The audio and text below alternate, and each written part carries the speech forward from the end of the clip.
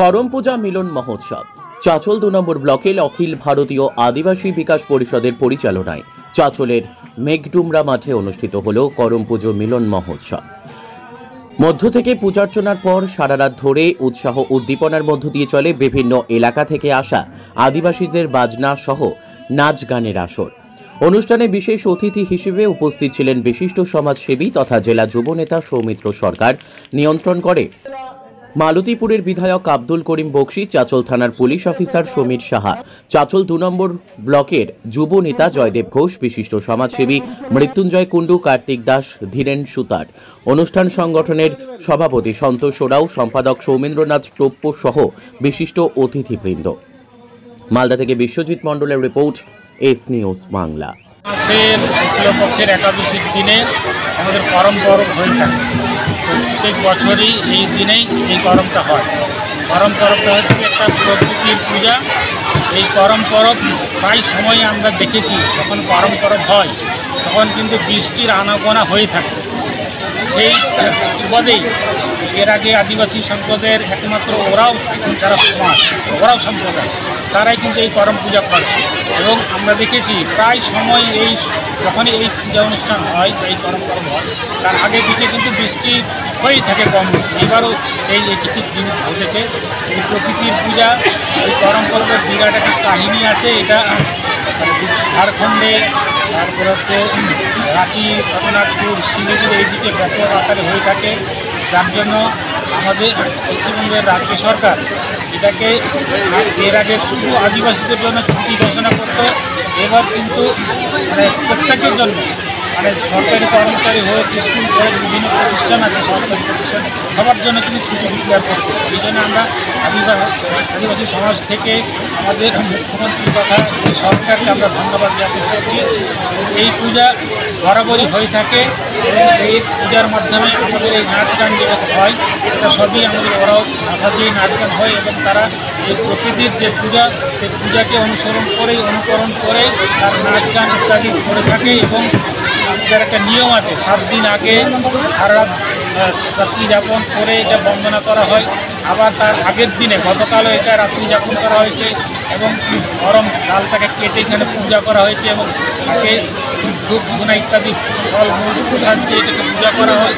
আবার কালকে যখনই সকাল হবে সেটা দুপুরের পরে সেটাকে নিয়ে গিয়ে নদীতে বা কোনো পুকুরে, বড় পুকুরে সেটাকে বিসর্জন করা হয়। এইভাবে এই করম পরবের অনুষ্ঠানের সমাপ্তি ঘোষণা কালকে হবে এবং বিসর্জনের মাধ্যম দিয়ে এটাকে সমাপ্তি ঘোষণা করা। আজকে এখানে কি হচ্ছে? আজকে করম পরবে এটা মূল অনুষ্ঠান।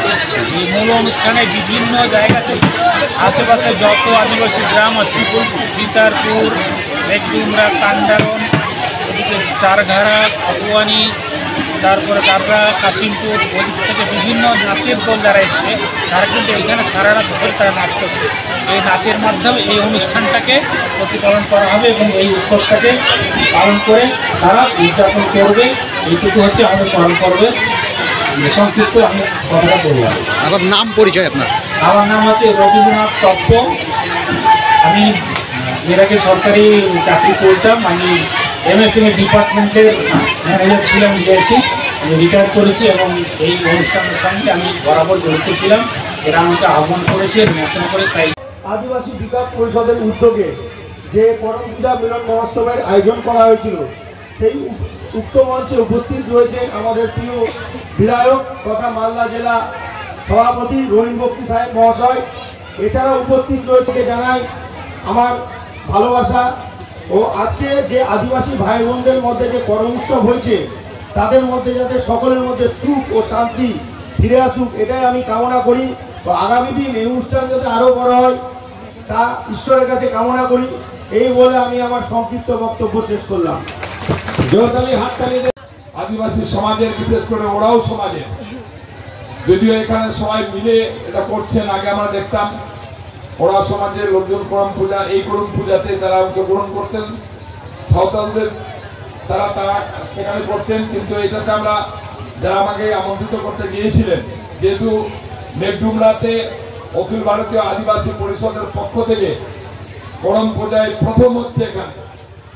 সে কারণে প্রথমে আমি বুঝতে পারিনি ব্যাপারটা, পরে বলেছি যে এই অখিল ভারতীয় আদিবাসী পরিষদের মধ্যে আপনাদের আদিবাসী সমাজে যারা যারা আছেন, সাঁওতাল, ওরাও, মুন্ডা, তারা সকলে মিলে এই অখিল ভারতীয় আদিবাসী পরিষদ তৈরি করেছেন এবং সেটাকে সামনে রেখে আজকের এই পূজা অনুষ্ঠিত। আমার খুব ভালো লেগেছে এইভাবে ঐক্যবদ্ধভাবে শুধুমাত্র পুজো বা উৎসব নয়, জীবনযাত্রার মান পরিবর্তনের ক্ষেত্রে এখানে শিক্ষক চুনিয়া মুর্মু, আদিবাসী নেতা চুনিয়া মুর্মু তার বক্তব্যের মধ্যে দিয়ে বলছিলেন যে আরেকজন বলছিলেন আমাদের অতিথি, সকলের মতো সকলের ধর্মের মতো আমি নিজ ধর্ম পালন করি, সবাই নিজ নিজ ধর্ম পালন করেন, নিজে নিজের পূজা উৎসব করেন, মুসলিম মানুষরা তাদের ধর্ম পালন করেন, ঈদ করেন, বকরিদ করেন, আদিবাসীরা করম পূজা করে, আরো অনেক ধরনের পূজা অনুষ্ঠিত হয় আপনারা আলাদা করে।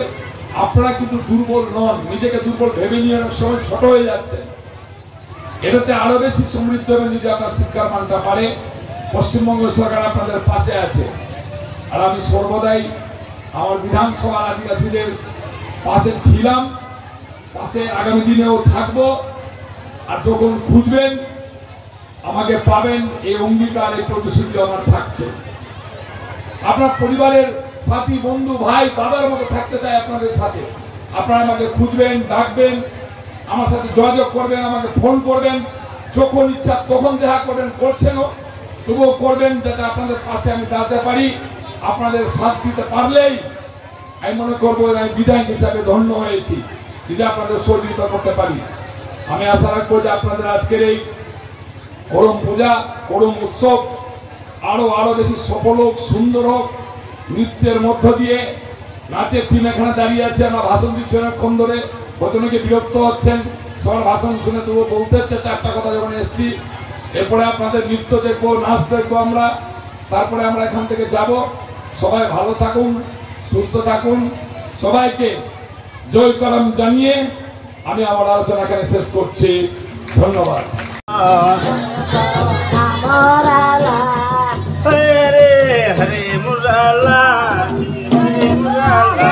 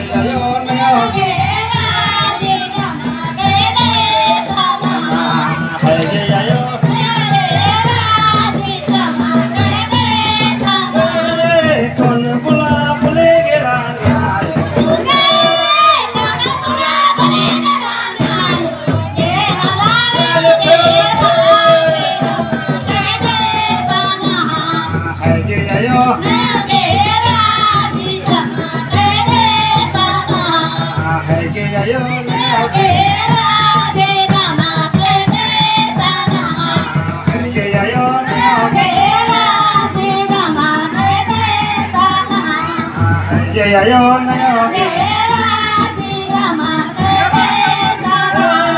ঝটকি গুলা ভুলে গেলা না